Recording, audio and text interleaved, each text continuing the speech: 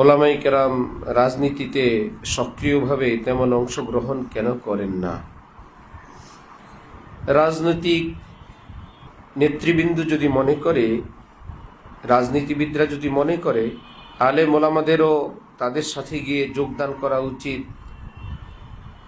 Meeting মিছিল আন্দোলনে শরিক হওয়া উচিত, হযরত থানবী বলেন, আমি বলবো এটা আলেমদের কাজ নয়, এবং এই বিষয়ে তোমরা তাদেরকে বাধ্য করার অধিকারও রাখো না। আলেমদেরকে তোমরা কি মনে করো? আলেমদের কাজকে কি মনে করো?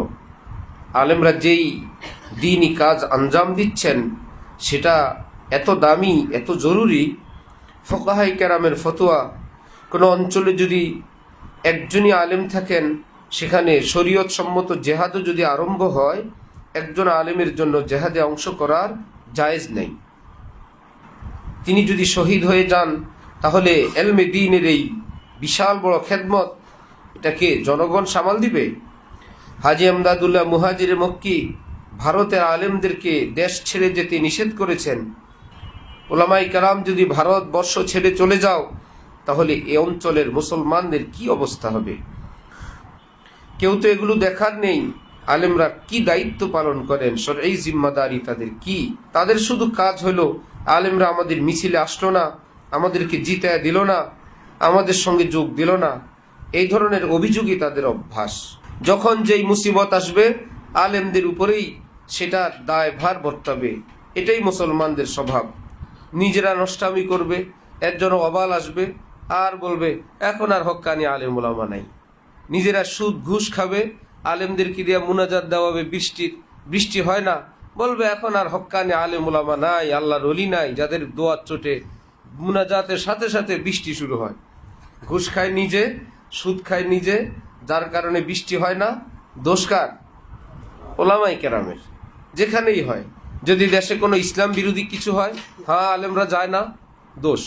যদি আলেমরা নামে, হ্যাঁ আলেমদের সারা বছর একই কাজ, শুধু মিছিল, সেখানে মানবাধিকার লঙ্ঘন হয়, বাক স্বাধীনতার সমস্যা হয়, যে বলার বলছে আলেমদের এরকম করা উচিত না। সব মিলায় ভিতরটা যখন লানতগ্রস্ত হয়, আযাবগ্রস্ত হয়, নষ্ট হয়ে যায়, তখন তার কাছে হক, সত্য, সুন্দর ইসলাম, ওলামা তার কাছে তখন আপত্তিকর মনে হয়। ওই নষ্ট পয়েন্ট থেকেই যত আপত্তি।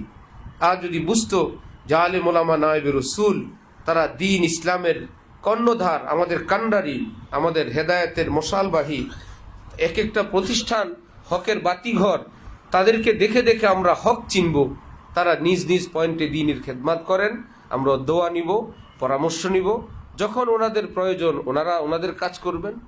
না, সবাই চায় আলেমরা ওনাদের দলে যোগ দিন, ওনারা বড় চেয়ারে বসে থাকবেন, আলেম সাহেব পাশে জি হুজুর বলতে থাকবেন। আল্লাহ আমাদেরকে, মুসলিম মিল্লাতকে হেফাজত ফরমান।